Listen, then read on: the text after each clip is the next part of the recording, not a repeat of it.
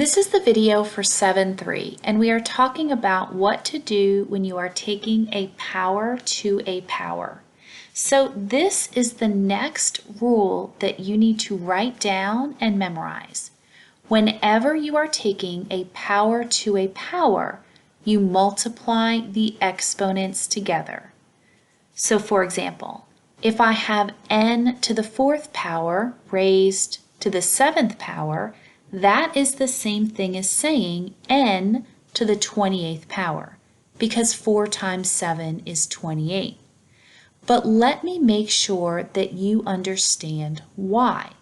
Let's think about what this means.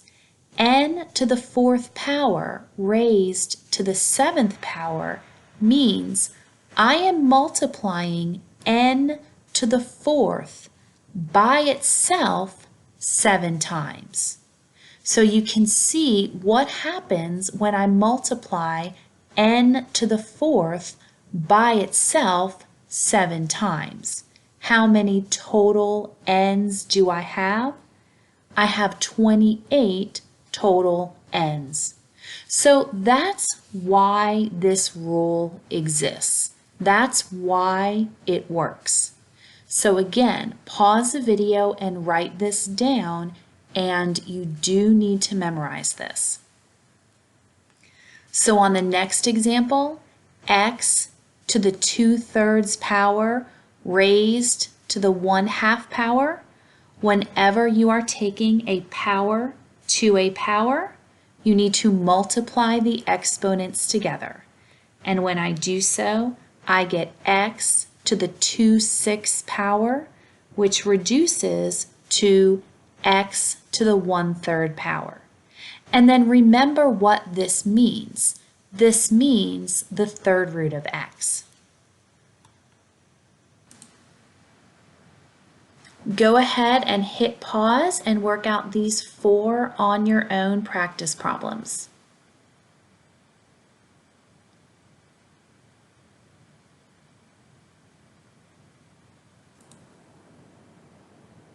Here are the answers. You can pause the video and check your answers against mine. If you got it wrong, please pause the video to make sure that you understand what you did wrong, and please rework the problems. Example number 2. So again, what do I do when I'm taking a power to a power? When I'm taking a power to a power, I multiply the exponents. So 5 over 2 times -2 is going to be -5. Now, if you can do this in your head, that's fine, but please be very careful doing this math in your head. If you're getting the answers wrong, please start writing it out. If you're getting it wrong, don't try to do it in your head, and write out the multiplication and work it out. So I get y to the 3rd power times y to the -5th power.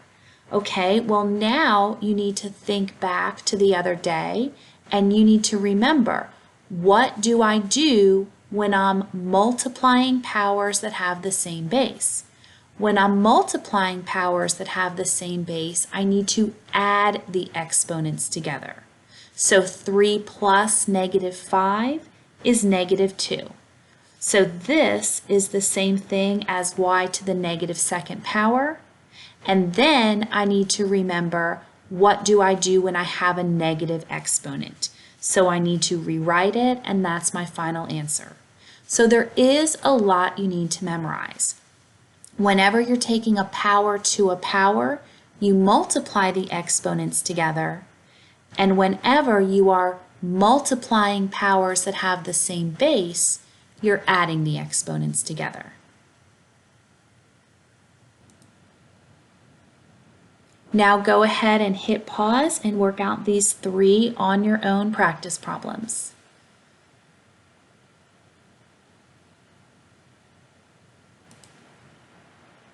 Here are the answers. Remember, let's look at this third one right here. Whenever I'm taking a power to a power, I'm multiplying the exponents. But then when I get down here, I'm multiplying powers that have the same base, so then I need to add the exponents together and then reduce if possible. Example number 3. Remember, if there's no exponent written, the exponent is 1. So go ahead and go through the problems. And whenever you don't see an exponent written, write the 1.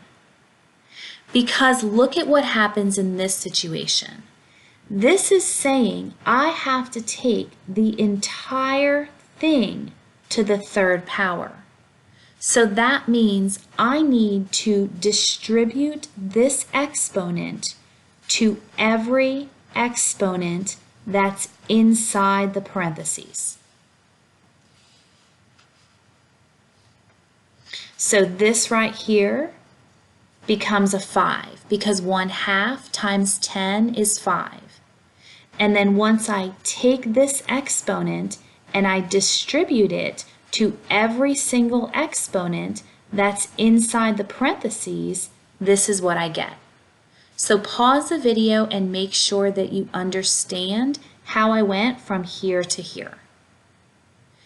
But please go through and write in the ones.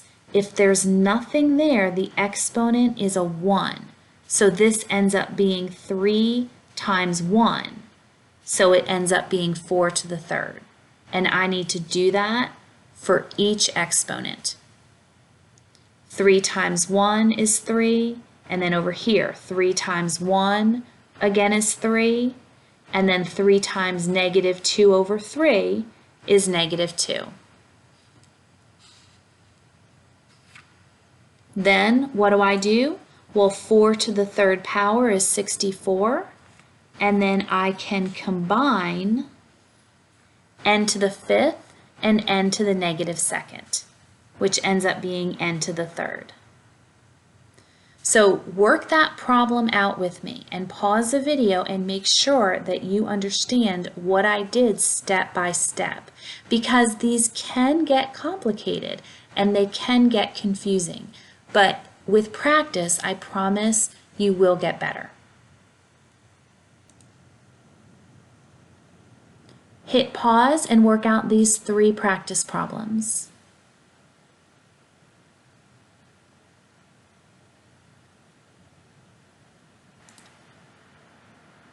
Here are the answers to the first 2. Remember, x to the 0 power is 1.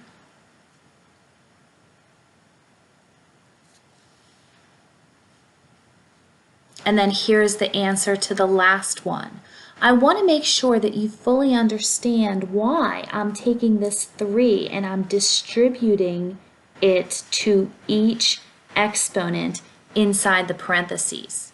And remember, if there's nothing there, the exponent is 1. So write that in so you don't lose track of that. Think about what this is saying. If I have 6ab raised to the third power, that means I'm taking 6ab and multiplying it by itself 3 times. So that's why you need to distribute this 3 to each exponent inside the parentheses. And again, if you got any of these problems wrong, please rework it. And finally, raising a number in scientific notation to a power. Again, learning how to do operations with scientific notation is very important for chemistry. And remember, in Chapter 7, I'm not teaching you about scientific notation. I'm assuming you understand scientific notation. If not, you need to let me know. But in Chapter 7, I am teaching you how to perform operations with scientific notation. So we are taking the same rules and we are applying it to scientific notation. So again, I have a power here, so what do I need to do? I need to distribute that out to each power that's inside the parentheses.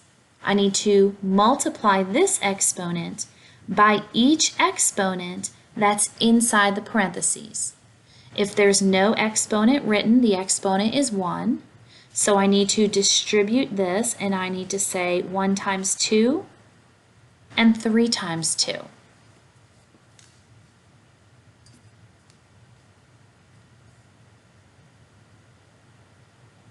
And now what do I need to do? Well, what is 3.1 squared? 3.1 squared is 9.61. So now remember, what do you do when you are multiplying numbers that are in scientific notation? I take all of the numbers that are not a base 10 and I multiply them together. And then what do? Now I look at my base 10s. I have 10 to the third times 10 to the sixth. I'm adding the exponents, and so I get 10 to the ninth. And this is already in appropriate scientific notation, so I'm done.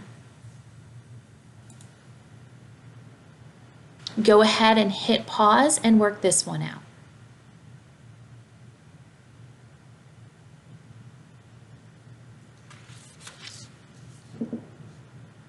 And here's the answer. This is what you end up with, but I have to put it into appropriate scientific notation. So remember what this means. This means in order to get this number into expanded form, I need to move the decimal place over to the right 9 times. But after I put the number in appropriate scientific notation, now I don't need to move the decimal place over to the right 9 times. I need to move the decimal place over to the right 10 times. So go ahead and start your homework, and if you have any questions on your homework, please email me.